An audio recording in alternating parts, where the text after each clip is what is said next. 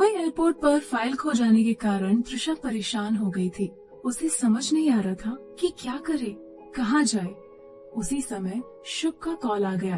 Call receive करते ही शुभ ने कहा, ठीक से पहुँच गए त्रिशु? त्रिशा ने कहा, शुभ ने कहा, क्या हुआ, इतना लो साउंड क्यों कर रही हो?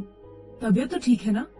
त्रिशा ने कहा, हाँ हम ठीक है, लेकिन एक गड़बड़ हो गई। त्रिशा शुभ को सब कुछ बताती है।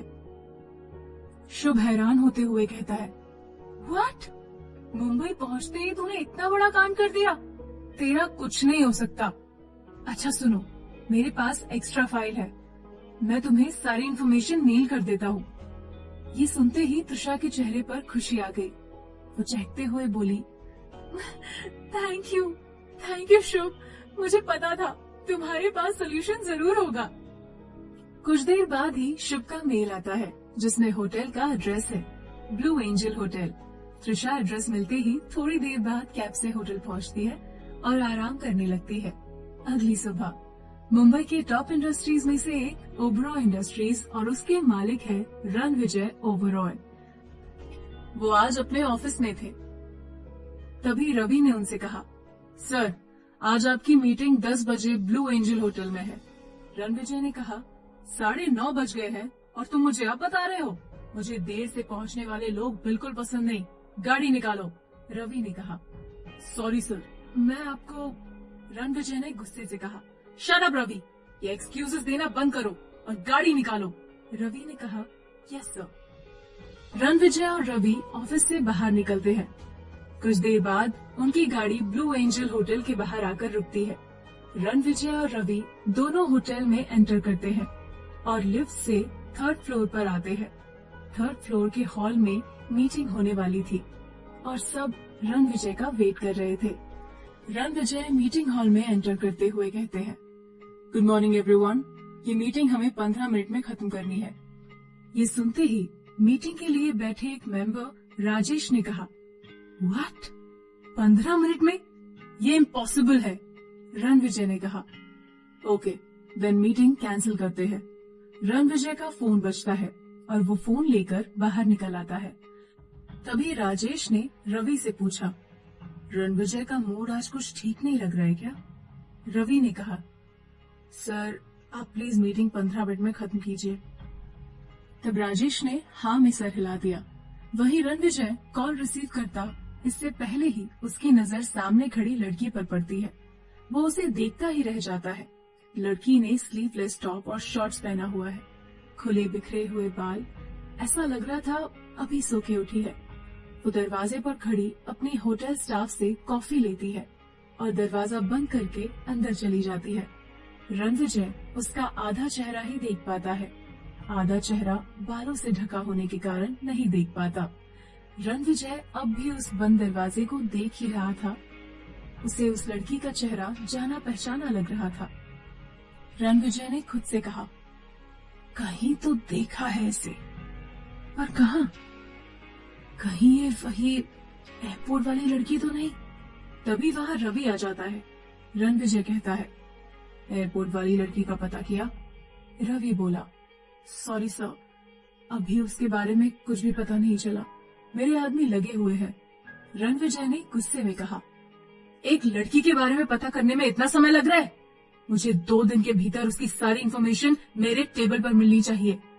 इतना कहकर वो मीटिंग में चला गया। लेकिन अब 15 मिनट में खत्म होने वाली मीटिंग पिछले 2 घंटे से चल रही थी। 2 घंटे से रणविजय की नजरें मीटिंग हॉल के सामने वाले कमरे पर ही थी, जिसमें उस लड़की ने एंटर किया था। लेकिन अफसोस कि 2 घंटे में एक बार भी रूम का दरवाजा नहीं खुला। आखिरकार मीटिंग ओवर करके रणविजय मीटिंग से बाहर निकल गया। रणविजय के इस बिहेवियर से सब हैरान हो जाते हैं, लेकिन किसी में कोई सवाल करने की जरा भी हिम्मत नहीं थी। रणविजय और रवि दोनों कुछ ही देर में ओबरॉय इंडस्ट्रीज के ऑफिस पहुंचते हैं। रणविजय अपने कैबिन में बैठा फाइल्स चेक कर रहा है।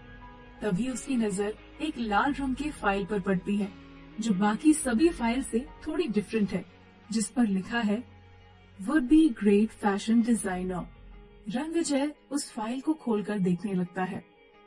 रणविजय ने खुद से कहा, इसमें तो किसी सेमिनार से रिलेटेड इंफॉर्मेशन है, लेकिन किसकी और यहाँ कैसे? फाइल के लास्ट पेज में एक बायोडेटा है जिस पर त्रिशा भारद्वाज का नाम लिखा था। रणविजय नाम पढ़कर खुद से कहता है, त्रिशा, नाइस नेम, बट बिना इस फाइल के काफी प्रॉब्लम होने वाली है तुम्हें। कोई अपने काम को लेकर इतना लापरवाह कैसे हो सकता है? तभी वहां रवि आ जाता है। उसने कहा, सर, कुलजीत सर ने कल से सेमिनार में जो कैंडिडेट हैं, उनके नाम और फोटोज की लिस्ट भेजी है और कहा है कि आप किसी को भी अपने हिसाब से सिलेक्ट कर सकते हैं, जो आपको बेटर लगे। रणविजय ने कहा, उनसे कह दो कि मैं कल सेमिनार में ही कैंडिडेट सिलेक्ट कर लूंगा। रवि ने कहा, ओके सर। दूसरी तरफ त्रिशा सेमिनार से रिलेटेड एक मीटिंग के लिए ताज होटल में मिस्टर जोशी से मिलने पहुंची। त्रिशा ने जोशी से हाथ मिलाते हुए कहा, हेलो सर। जोशी ने भी हाथ मिलाते हुए कहा, hello miss Trisha, nice to meet you, please have a seat. Joshi ने कहा, मिस त्रिशा, आप मुंबई में कहाँ रुकी हैं? I mean, आपके किसी रिलेटिव के यहाँ या फिर किसी होटल में? त्रिशा ने कहा, होटल, हम ब्लू एंजल होटल में रुके हैं। जोशी ने कहा, व्हाट अ कोइंसिडेंस, कल का सेमिनार भी ब्लू एंजल होटल में ही है। अब तो आपको सेमिनार में पहुंचने में कोई परेशानी नहीं होगी। बाय द वे, आप कौन से फ्लोर में हैं मिस त्रिशा? त्रिशा ने कहा, आप ये क्यों पूछ रहे हैं? जोशी ने कहा, मैं सोच रहा था कि कल आपको आपके रूम से ही पिक कर लूं। वो क्या है ना, होटल काफी बड़ा है और सेमिनार टॉप फ्लोर पर है, कहीं आपको कोई दिक्कत ना हो। त्रिशा ने कहा, ओह, इसकी कोई जरूरत नहीं सर, हम खुद आ जाएंगे। जोशी ने कहा, मिस त्रिशा, मेरा नाम विकी है, अगर आप मुझे सर की बजाय विकी कहेंगी तो मुझे बहुत अच्छा लगेगा। त्रिशा ने कहा, ओके, जैसा आपको ठीक लगे, हम चलते हैं। विकी ने कहा, मैं आपको ड्रॉप कर देता हूँ। त्रिशा ने कहा, नो थैंक्स, हम खुद चले जाएंगे। विकी ने खुद से कहा, विकी जोशी को मना कर दिया, कुछ तो बात है इस लड़की में। दूसरी तरफ ओबरॉय मेंशन में रणविजय की दादी माँ शोभा रणविजय का इंतजार कर रही है। शामू काका और रामू काका इस घर के पुराने और वफादार नौकर हैं। इतने बड़े ओबरॉय मेंशन में रहने वाले गिनती के कुछ ही लोग हैं। तभी घर की घंटी बजती है। शोभा ने कहा, लगता है रणविजय आ गया। रामू ने कहा, मैं अभी दरवाजा खोलता हूँ। रामू दरवाजा खोलता है। शोभा ने कहा, आ गया तू, कितनी देर लगा दी आज। रणविजय ने कहा, अभी तो सिर्फ 8:30 बजे है दादी, इतनी भी देर नहीं हुई है। मैं फ्रेश होकर आता हूँ, आप डिनर लगाइए रामू काका। इतना कहकर रणविजय अपने रूम में चला जाता है। रामू खाना लगाता है। शोभा डाइनिंग टेबल पर बैठी रणविजय का इंतजार कर रही है। थोड़ी देर में रणविजय नीचे आता है। दादी माँ को डाइनिंग टेबल पर बैठा देख रणविजय दादी माँ से कहता है, मैंने कितनी बार कहा है आपसे डिनर के लिए मेरा इंतजार मत कीजिए, लेकिन आपको तो मेरी बात माननी ही नहीं है। शोभा ने कहा, क्यों मानूं मैं तेरी बात? हाँ, सुबह का नाश्ता तू घर पर करता नहीं, एक बार घर से निकलने के बाद पूरे दिन तेरा कोई अता पता नहीं रहता, तो क्या रात का खाना भी मैं अपने पोते के साथ ना खाऊं? रणविजय ने कहा, दादी माँ, आप तो ऐसे शिकायत कर रही है जैसे घर से निकलने के बाद मैं पूरा दिन अपनी किसी गर्लफ्रेंड के साथ घूमता रहता हूँ और आपको टाइम नहीं दे पाता। शोभा ने कहा, अगर ऐसा वाकई में होता तब तो मुझे कोई शिकायत ही नहीं होती बेटा। रणविजय ने दादी माँ की बात को इग्नोर करते हुए कहा, खाने के समय ज्यादा बात नहीं करते दादी माँ, शांति से खाना खाइए। शोभा ने कहा, दूसरी तरफ अगली सुबह ब्लू एंजल होटल में सेमिनार शुरू होने का टाइम हो गया था। लोग धीरे धीरे करके वहां पहुंच रहे थे।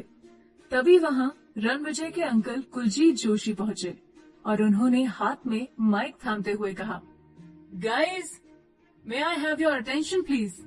हर साल की तरह इस साल भी सेमिनार टॉप 10 फैशन डिजाइनर को रिप्रेजेंट करने के लिए आयोजित किया गया है। इस बार भी मुंबई के 10 फैशन डिजाइनर कंपनी इन टॉप 10 कैंडिडेट में से एक कैंडिडेट सिलेक्ट करेंगे। लेकिन इस बार एक छोटा सा चेंज है। ओबरॉय इंडस्ट्रीज इस बार अपना कैंडिडेट सबसे लास्ट में सिलेक्ट करेंगी। सबको यही शिकायत होती है कि Ranvijay Oberoi best candidate select करने का मौका नहीं देते। सो गाइस, इस बार आप सबके पास ये मौका भी है और आज की शाम भी। Enjoy the party. वहीं तृषा भी अब सेमिनार के लिए रेडी हो रही थी। उसने रेड कलर का स्लीवलेस इवनिंग गाउन पहना था और बालों का बन बनाया था। उसने होठों पर रेड कलर की लिपस्टिक और पैरों में हाई हील्स पहने थे। कुछ देर बाद तृषा अपने रूम से बाहर निकलती है और टॉप फ्लोर पर जाने के लिए लिफ्ट की ओर बढ़ती है। लिफ्ट में एंटर करने के कुछ देर बाद तृषा को याद आता है कि वो अपना फोन रूम में ही भूल आई है, लेकिन तब तक लिफ्ट टॉप फ्लोर पर पहुंच गई थी। वो वापस से थर्ड फ्लोर के लिए बटन प्रेस करती है, लेकिन तभी एक लड़की हड़बड़ी में आकर फर्स्ट फ्लोर के लिए बटन प्रेस कर देती है। लड़की को इतनी हड़बड़ी में देखकर तृषा उससे कुछ नहीं कह पाती। लिफ्ट नीचे की तरफ बढ़ने लगती है। उसी समय रणविजय की गाड़ी होटल के बाहर रुकती है। आज भी उसने ब्लैक सूट बूट और हमेशा की तरह ब्लैक गॉगल्स पहने हुए है। रणविजय होटल में एंटर करते हुए लिफ्ट की ओर बढ़ता है और लिफ्ट खुलने का वेट कर रहा है। लिफ्ट खुलते ही रणविजय अंदर आता है और टॉप फ्लोर के लिए बटन प्रेस करने ही वाला होता है कि उसके बटन प्रेस करने के पहले तृषा थर्ड फ्लोर के लिए बटन प्रेस कर देती है। तृषा और रणविजय दोनों एक दूसरे को नहीं देखते हैं और लिफ्ट का दरवाजा खुलता है। तृषा ने लिफ्ट से बाहर निकलते हुए कहा, हम बस 2 मिनट में आते हैं। वो जल्दी से रूम का दरवाजा खोलती है और अपना फोन लेकर वापस दरवाजा बंद करके अपनी ड्रेस को संभालते हुए लिफ्ट की ओर बढ़ती है। रणविजय ने तृषा को उसी रूम से बाहर आता देखा और मन में कहा, ये तो सच में वही एयरपोर्ट वाली लड़की है। तृषा लिफ्ट में एंटर करती है और टॉप फ्लोर के लिए बटन प्रेस करती है। रणविजय अब भी उसी को देख रहा है। तृषा के हील्स गाउन में फंस जाते हैं और वो गिरने लगती है, पर रणविजय उसका हाथ थाम लेता है। रणविजय ने कहा, संभाल के। इसके बाद जैसे ही तृषा ने रणविजय की ओर देखा, चौंकते हुए कहा, तुम छोड़ो हमारा हाथ। लिफ्ट का दरवाजा खुल जाता है। तृषा बाहर निकल जाती है और रणविजय भी। लिफ्ट का दरवाजा बंद हो जाता है और तृषा का गाउन उसमें फंस जाता है। रणविजय दूर खड़ा फोन पर बात कर रहा है, लेकिन उसकी नजर तृषा पर ही है। तृषा गुस्से से गाउन को खींचने लगती है। तभी रणविजय उसके पास आकर कहता है, ऐसे खींचने से फट जाएगा। रणविजय उसका हाथ पकड़कर उसे रोकता है और कहता है, रुको, लिफ्ट खुलते ही निकल जाएगा, तब तक यहीं खड़ी रहो। तृषा तुरंत अपना हाथ झटकती है और गुस्से से कहती है, एक बार में बात आपको समझ में नहीं आती क्या? क्या जताना चाहते हैं आप? रणविजय कुछ नहीं कहता है, बस गुस्से से उसे घूरकर सेमिनार हॉल के अंदर चला जाता है।